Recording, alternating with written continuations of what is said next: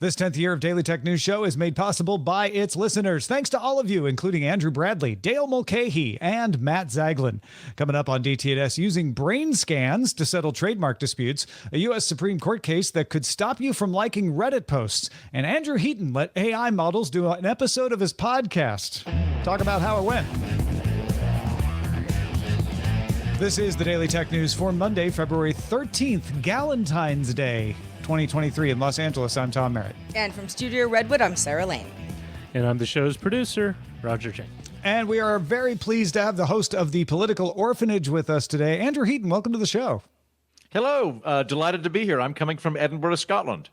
How is Edinburgh right now? It's really nice. We actually had the sun today.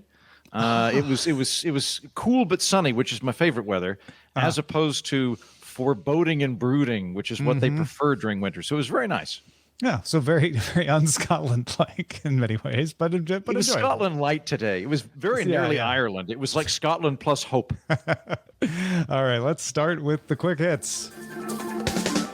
Germany's Deutsche Telekom, France's Orange, Spain's Telefonica, and the UK's Vodafone previously proposed creating a joint venture to operate a cross-operator ad targeting infrastructure focused on first-party data.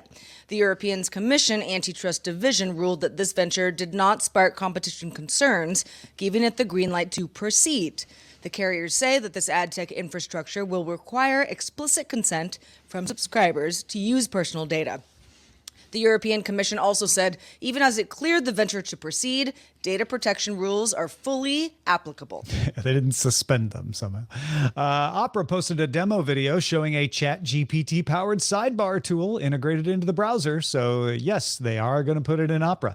The demo showed it generating a bulleted summary of a web page.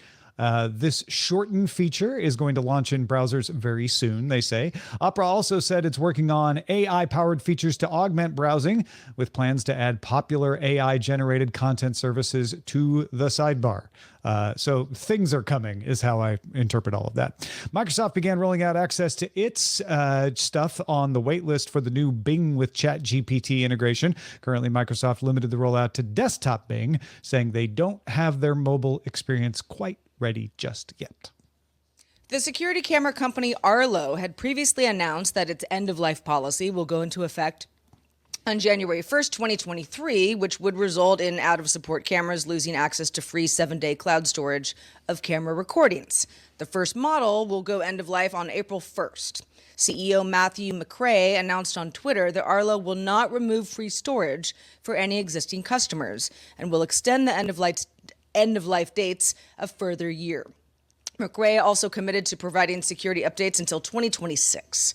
Arlo previously announced it would end other features for older cameras, including email notifications and E911 emergency calling, so it's still unclear if these were extended as well. The VR headset maker Big Screen announced the Beyond. It is a PC-only headset with two 5K 90Hz OLED displays and weighs just less than 6 ounces. How did the company get the weight down? Well, dieting, exercise, and it doesn't contain knobs for fittings or diopters, instead offering custom fits through a face scan. So you do that on your iPhone, and then you use custom prescription lenses in the headset. It also uses SteamVR base stations for tracking, so that puts a lot of stuff outside the headset as well. And it requires an optional audio strap for built-in headphones. It does not come with controllers, but works with anything supported on SteamVR. And if you're interested, after knowing all of those things that you have to take advantage of, it's available for pre-order now for $999. Shipping it to the United States in Q3 and Canada and Europe in Q4. According to a study by Marketplace Pulse, Amazon's average cut on each merchant sale surpassed 50% for the first time in 2022. This included Amazon's sale commission as well as optional logistics servers and advertising on Amazon itself. Marketplace Pulse began sampling seller transactions back in 2016, so it's been doing it for a while. Previously found that while sellers paid more to Amazon per transaction each year, this was largely offset by new customers and strong annual sales increases. However, 2022 saw Amazon's slowest ever sales growth. They're just taking a lot more money. What's unusual about that? All right, let's talk about trademark cases. Tech may be able to help determine them in a way that involves scanning your brain. Trademark infringement cases are a little tricky. You have to prove in court that two brands would confuse a reasonable person, but there's no metric standard reasonable person. Some cases are pretty obvious. I can call my laundry detergent Linux because no one is likely to confuse laundry detergent with the operating system Linux. But I can't call my computer company Microsoft since people might think I mean the Microsoft started by Bill Gates. I have to pick a different name if I have a computer company. There are, however, edge cases. One of the most famous, Apple put out a music product called Apple Music. And even just before that, iTunes. And there was a record company started by the Beatles called Apple. That one went back and forth for decades. Apple ended up finally winning in the end. A judge has to decide in these cases based on the evidence. But the evidence is usually really biased. Plaintiffs' surveys are the most common way. And they always lean one way or another. Plaintiff surveys always find there's confusion. Defendant surveys never find confusion. A 2019 paper from the Georgia Law Review found that just subtle changes to wording in these surveys can significantly impact responses. So there's no standard for the survey, but perhaps there is a better way involving brains. Yeah, marketing professor at the University of Virginia, Zihao Zhang, wrote a piece in The Conversation describing why he decided to try scanning the brain to look for evidence of trademark confusion. Chang published his team's finding in a paper in the journal Science Advances. They relied on an effect called petition suppression, where a brain response becomes weaker the more times it responds to the same thing, basically tuning things out.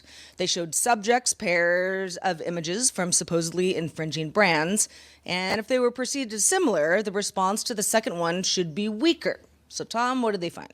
Yeah, they compared the MRI results to 3 surveys. They had one that favored the plaintiff, one that favored the defendant, and then one that was fairly neutral. And Zhang found brain-based measures reliably matched the most neutral survey results. They were able to tell pretty well when there was confusion and when there wasn't. As stated in the paper, this could, quote, inform the reasonable person test of trademark infringement. Now, the researchers cautioned this is not the final word. There's lots of factors that go into trademark infringement. A judge would use this as one factor to determine if there was brand confusion. At least they could. Heaton, I know you're the son of a judge. How does this idea of just doing a quick MRI on a few people to solve a trademark case strike you? This strikes me as a kind of boring sequel to Minority Report, where they're using this technology in order to assuage trademark disputes. I'm all in favor of it. I think it'd be lots of fun, but I'm curious as to how they're going to wheel it into the courtroom. That seems like pretty big equipment. I guess they'd have to do an order, right? To say like, okay, there must be an association that will go and test a random sample of people, measure their brains, and see what the confusion rating is. But that sounds expensive. I would think that it would wind up being kind of similar to the way the surveys you mentioned are right now, where the defense and the prosecutors would hire teams to go do it. Hopefully the technology would allow them to do it in such a way that it's less biased and less easy to tinker with. I don't know, because it probably depends on how they set up that test. But I would assume that's something that'll wind up coming out of the pocket of the defense of the legal teams themselves. Yeah, who pays for it is going to be the legal teams, and then it becomes questionable. Are you getting unbiased results? Unless we develop an industry where there's independent MRI scanning people. I guess if we started using this for other tests of a reasonable person, there's lots of examples of a reasonable person. If you could scan the brain and be able to independently verify, like, yeah, no, they think that's the same thing. If you could use that in other situations, then maybe that causes an industry to spring up. It could be. Let us hope that we don't suddenly combine the warm and cuddliness of lawyers with the pricing mechanisms of the health insurance industry. That would be, I think, a really bad confluence of factors to go into effect, but it could be. Yeah. One of the ideas they brought up in this paper was negligence cases or obscenity cases. Is this offensive to the community kind of cases? You could again show people a scan and know what the brain looks like when it's offended, which sounds silly, but you could do that, and then see if these things are considered obscene or not with a more objective view. So it would kind of be like scientifically verifying the I can't define porn, but I know it when I see it. Like we'd be able to have an actual MRI litmus test if he saw porn. Like Yeah. that's for sure. He's not lying when he Or says he saw porn. offensive porn. Right. Yeah. More particularly. Yeah. Okay. As opposed to innocuous porn. Yeah. And we could define a new category with that. Not going to touch that one. The U.S. Supreme Court is hearing two cases soon that could impact Section 230 of the U.S. Communications Decency Act. We talk about Section 230 on the show a lot, but just a reminder, it protects internet platforms from liability for what you post on the platform. Arguments in one of these cases, Gonzalez versus Google, begins February 21st. TechnologyReview.com has been highlighting this case. Go read the full articles to get the full picture, but let's do a little TLDR. Yeah, Section 230 says that internet services will not be treated as a publisher of information created by others. Before Section 230 existed, the law was interpreted to mean you could either not moderate at all and then not be liable for anything posted, or if you moderated, you became liable for everything posted. If you're liable for everything posted, you're going to be really strict about what you allow to be posted. Section 230 lets a platform engage in moderation without being on the hook for everything you post, so they don't have to screen every post before it goes up. However, there are exemptions to the protection. One exemption is that if the platform itself creates a post, it's responsible for it. If Facebook wrote something, Facebook is responsible for it, just like anybody would be responsible for what they write. Another of exemptions is if the post is criminal, then the platform has a responsibility to remove it. Gonzalez versus Google argues that YouTube violated the Anti-Terrorism Act when its algorithm promoted content created by Daesh, aka ISIS. The court will address whether recommendations of content are the same as the display of content. If recommendations are no different than displaying content, then Section 230 applies. And YouTube would then be off the hook. However, if recommendations are not the same as simply displaying it, then what are they? How the court answers that could have widespread implications for how the internet works. And remember, not all algorithms are the same. An algorithm lets you sort posts chronologically, geographically, alphabetically.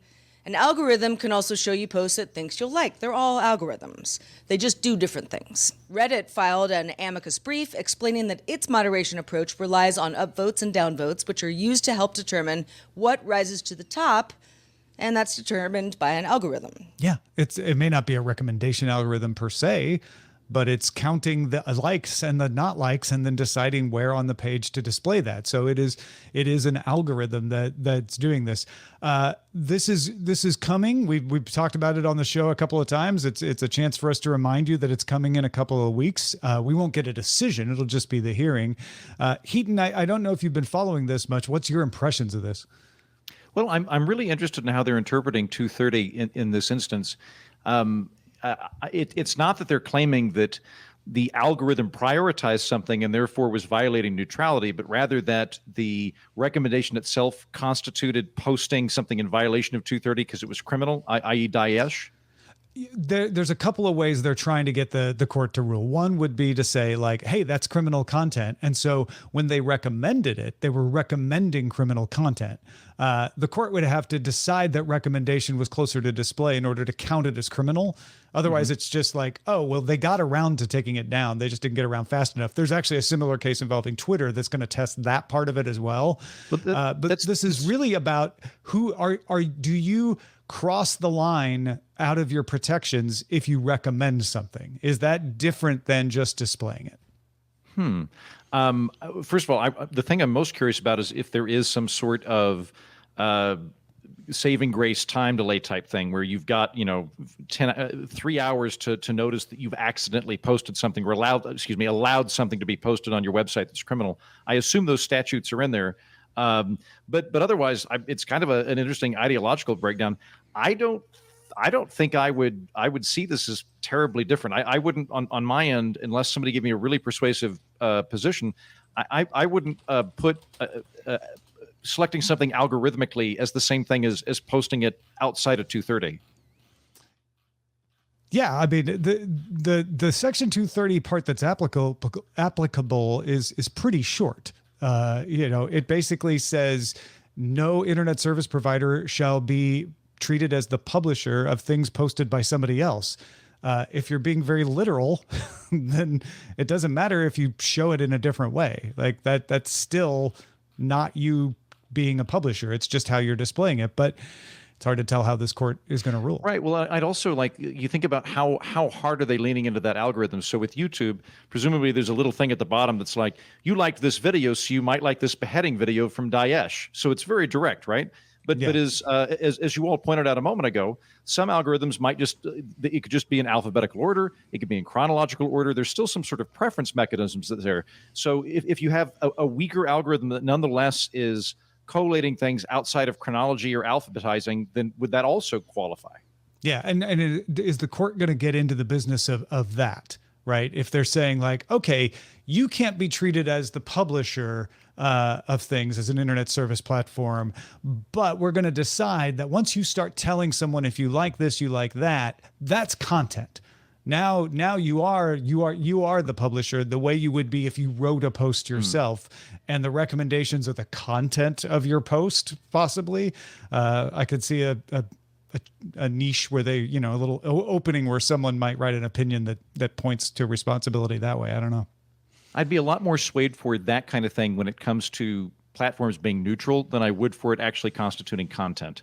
That to me is just a shortcut for finding some way to prioritize things.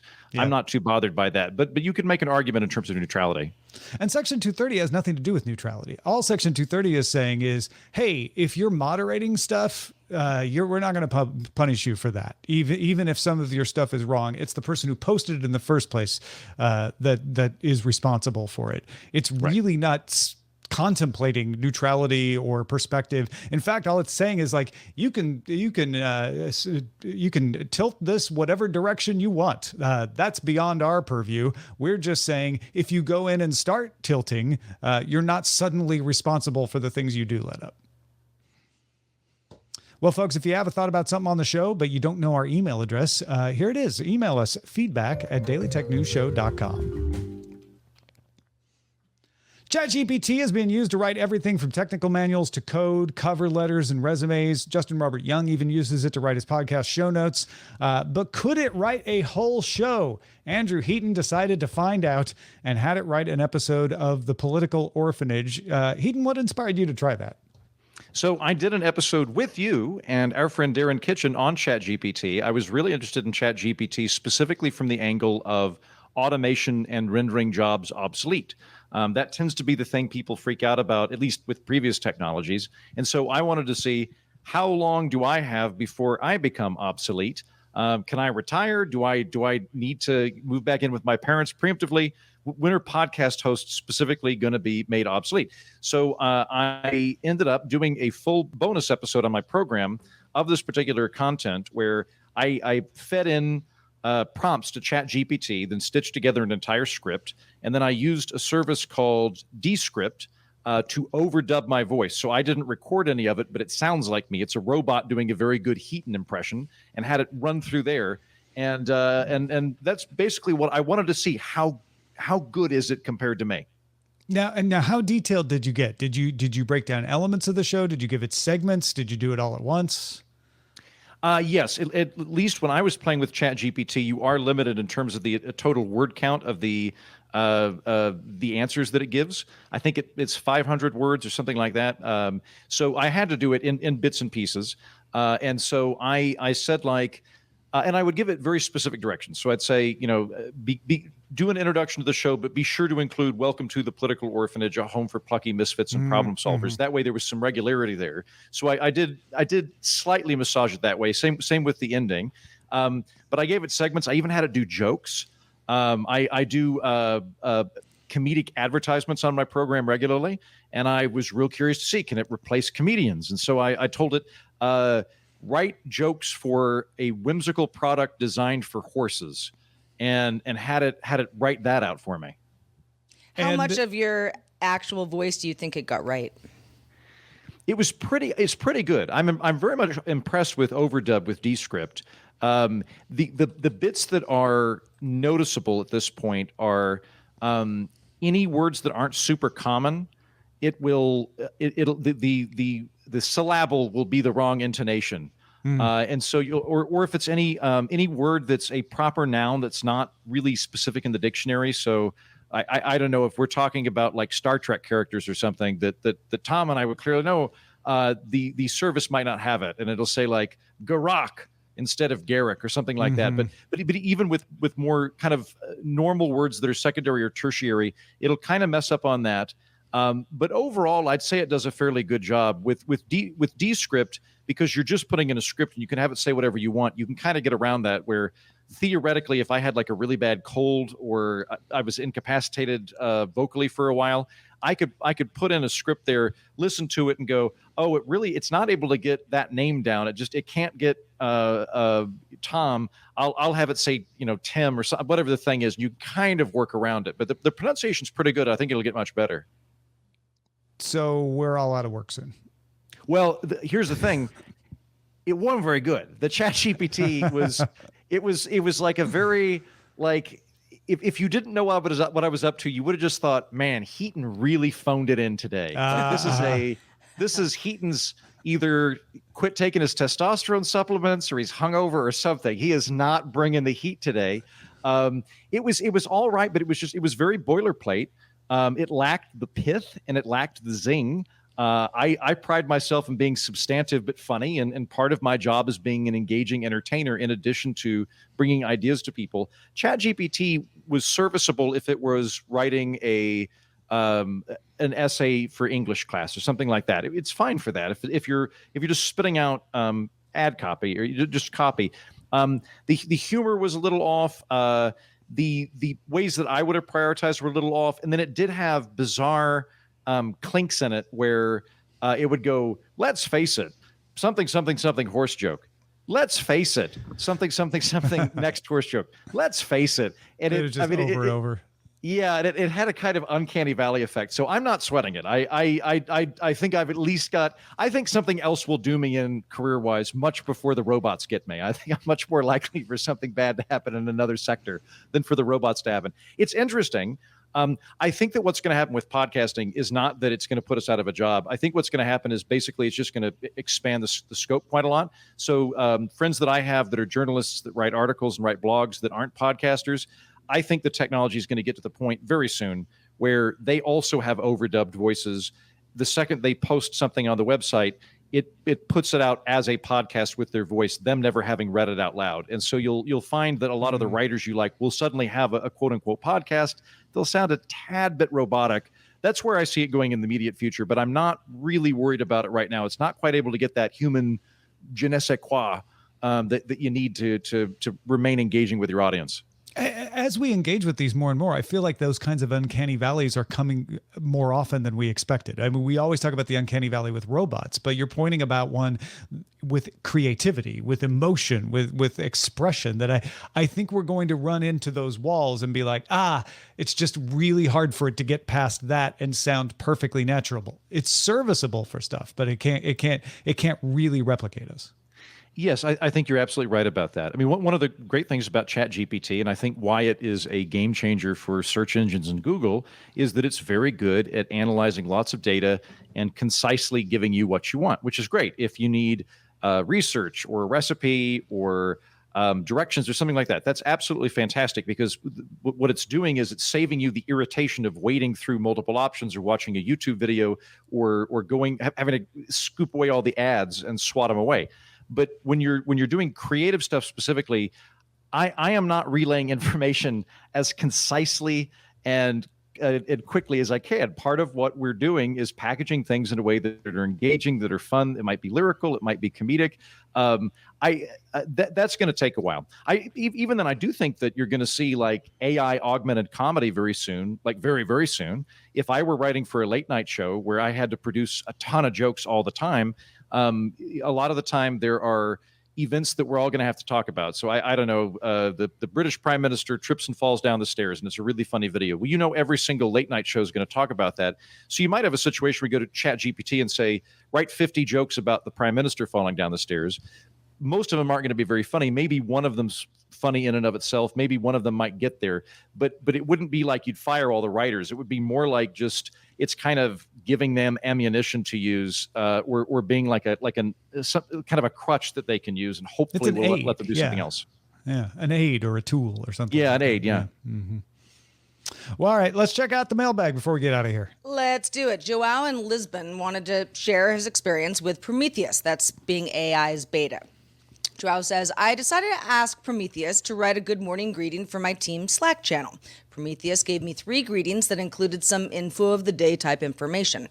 One of the options said it was Valentine's Day, but that was wrong because this was asked around 6 a.m. GMT on February 13th, not 14th.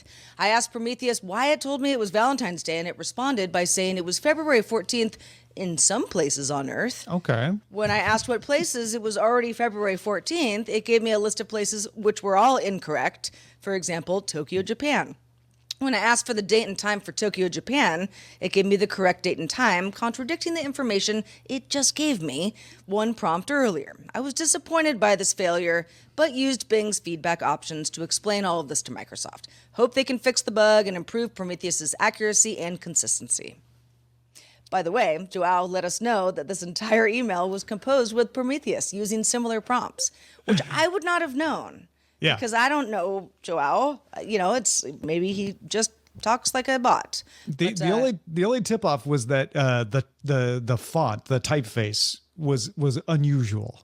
Which once we knew he had copied it from the ChatGPT, I was like, oh, that's the ChatGPT typeface. So I'm going the whole long way about this. I need to try to automate listeners. That's what I should be doing, automating the listeners so that I'm not beholden to them. This is very, very clever. Right. It's an end around to the system. Mm-hmm. Exactly. Yeah. Thank you, Joao, for not only sharing your experience with us, but using the tool to save you the time it took to share the experience with us. I'm curious how much time it saved him if he had to put in the prompts to say, make sure to mention this, make sure to mention that. But yeah, it's good stuff. It's good stuff. If you have good stuff for us, send it to feedback@dailytechnewsshow.com.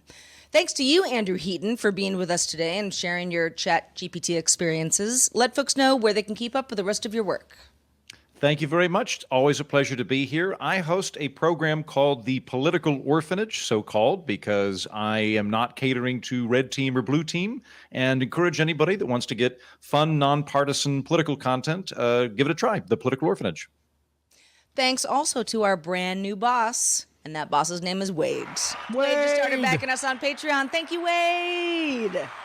You know, we couldn't do this show today without Wade and everyone like him. So be like Wade if you're not already. Patreon.com/DTNS. Wade on in. Speaking of patrons, stick around for our extended show, Good Day Internet. We roll right into it when DTNS concludes. But you can catch our show live Monday through Friday at 4 p.m. Eastern. That's 2100 UTC. Find out more at dailytechnewsshow.com/live. We're back doing it all again tomorrow with Brian Brushwood joining us. Talk to you then.